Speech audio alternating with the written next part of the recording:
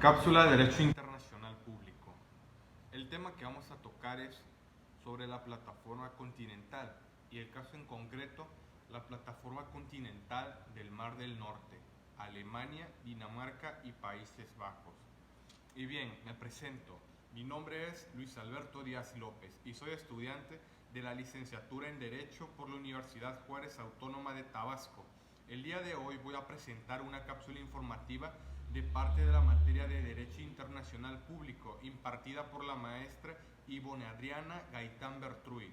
El caso es de la plataforma continental del Mar del Norte, que involucra a los países de Alemania, Dinamarca y Países Bajos. Y bien, como introducción voy a empezar por un caso práctico, que el derecho no solamente es estudiar las leyes, sino que es muy importante la praxis.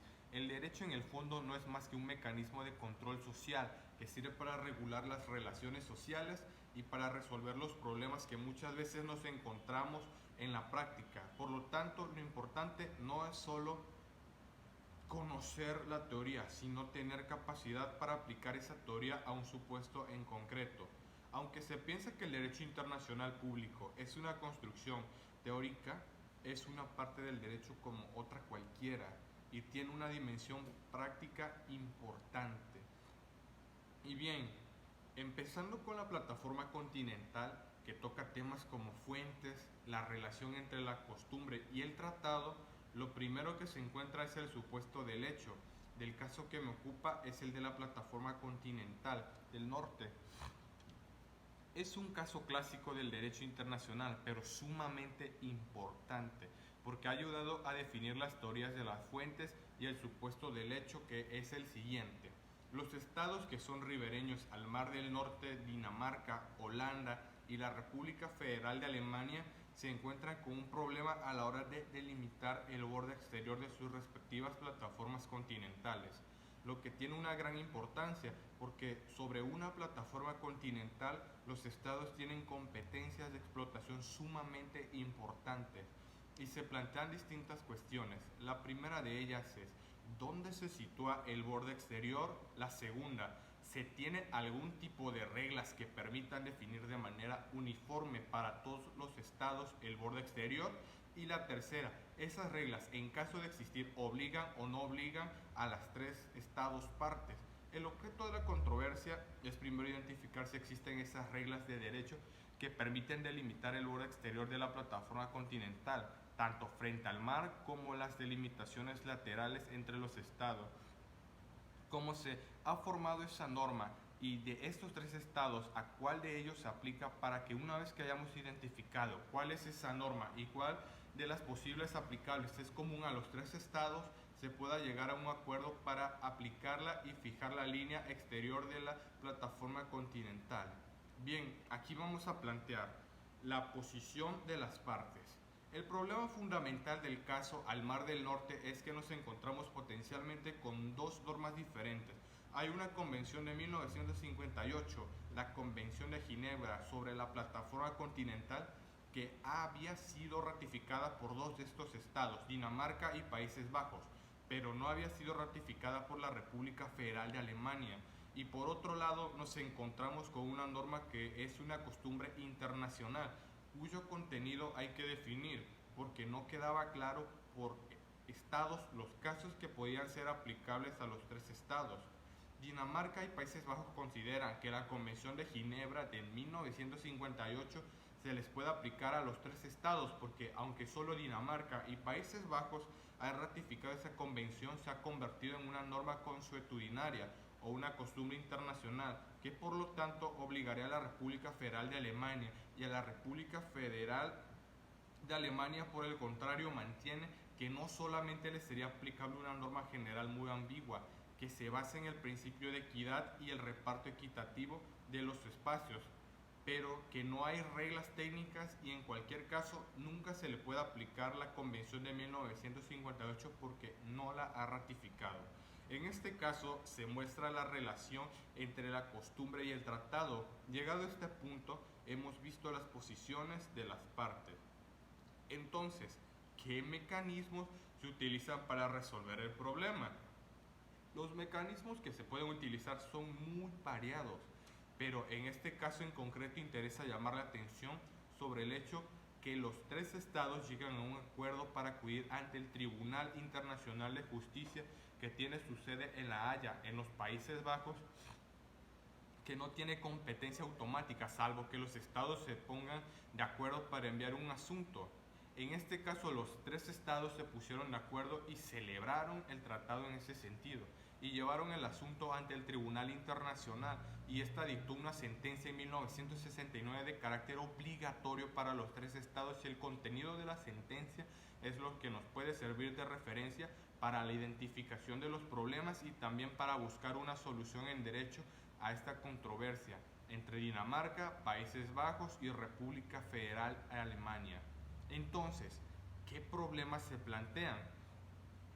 El primero de los problemas es el relativo a los tratados. ¿A quiénes obligan los tratados? Por consiguiente, la pregunta para esto es, ¿puede la Convención de 1958 obligar a Alemania a pesar de no haberla ratificado? Bien, la respuesta sería la siguiente. Ningún tratado internacional obliga más que a aquellos estados que voluntariamente prestan el consentimiento, es decir, que ratifican. Por lo tanto, si Alemania no ha querido ratificar el tratado internacional, ese tratado no le puede obligar. Obligaría a Dinamarca y a Países Bajos, pero nunca a Alemania, salvo que se produjera una situación excepcional, que puede ser una de estas dos alternativas. Primero, Alemania por algún motivo realiza una declaración en la que excepcionalmente declara aceptar algunas de las cláusulas del tratado. En virtud de esa declaración automáticamente lo obligaría a esa cláusula, o bien el caso que se ocupa, ese tratado internacional se transforma en una costumbre internacional. Si se transforma en una costumbre internacional, entonces sí podría obligar a Alemania con independencia que no lo haya ratificado. El problema es identificar cómo se produce esa transformación del tratado en la costumbre, y esa sería la segunda de las cuestiones para saber si un tratado se ha convertido en una costumbre internacional o si a partir de un tratado se ha producido el nacimiento de una costumbre internacional. Lo primero que tenemos que saber es qué requisitos tienen que cumplir una costumbre internacional para existir como una costumbre internacional, y aplicándose a este caso si se produce o no se produce. Entonces, ¿qué requisitos se debe cumplir para que surja una costumbre internacional que obligue a Alemania? Primero, que haya una práctica generalizada, que todos los estados actuasen en una misma línea, incluido Alemania. Y en segundo lugar, que los estados que realizan esa práctica lo hagan porque creen que están obligados en el derecho a hacerlo, no de manera solo para mantener buenas relaciones con otros estados, sino porque están obligados a hacerlos, y en este caso en concreto se debe analizar si esa práctica tiene relación con el tratado. El tribunal concluyó que no existían esos requisitos porque Alemania se había opuesto a la práctica y no había participado en la realización de actividades, y había formulado una serie de declaraciones que impedían concluir que Alemania aceptaba que estaba obligada en derecho a actuar de esa manera. Esta sería la idea central. Y entonces, el tercer problema que se plantea, ya sabemos a quién obliga el tratado, cómo nace una costumbre internacional. En el caso de la plataforma continental hay una tercera cuestión. ¿Es posible que un tratado internacional, a partir de ese tratado internacional, se genere algún tipo de costumbre de forma autónoma, y que por consiguiente a partir de determinado momento tengamos el tratado por un lado que obliga a los estados que lo han ratificado y la costumbre que obligaría al resto de los estados? ¿Qué efectos tiene el tratado sobre el nacimiento de la costumbre internacional? En este caso es importante porque es el primer que de alguna forma se refleja una sentencia internacional obligatoria para los estados, efectos que tiene el tratado sobre la costumbre internacional y viceversa. Para finalizar, entonces llegamos a la conclusión. La conclusión al que llega el Tribunal Internacional de Justicia es lo que se mantiene en la práctica, que es generalmente asumido por la doctrina. Es un tratado internacional que puede producir tres efectos. En primer lugar, puede contribuir, una vez que ya existe el tratado internacional. Puede contribuir a una práctica posterior de los estados que dé lugar al nacimiento de una costumbre. En segundo lugar, es perfectamente posible que un tratado, en el proceso de formación, al mismo tiempo se negocia el tratado internacional, se elabore y dé lugar a esa práctica, y que esa práctica se transforme en una costumbre. Y en tercer lugar, es también perfectamente posible un tratado en el momento que se elabore y se recojan costumbres preexistentes. Y bien, ya con esto llegamos al final de la cápsula, y espero que sea de mucha ayuda para las personas que lo están viendo. Excelente día.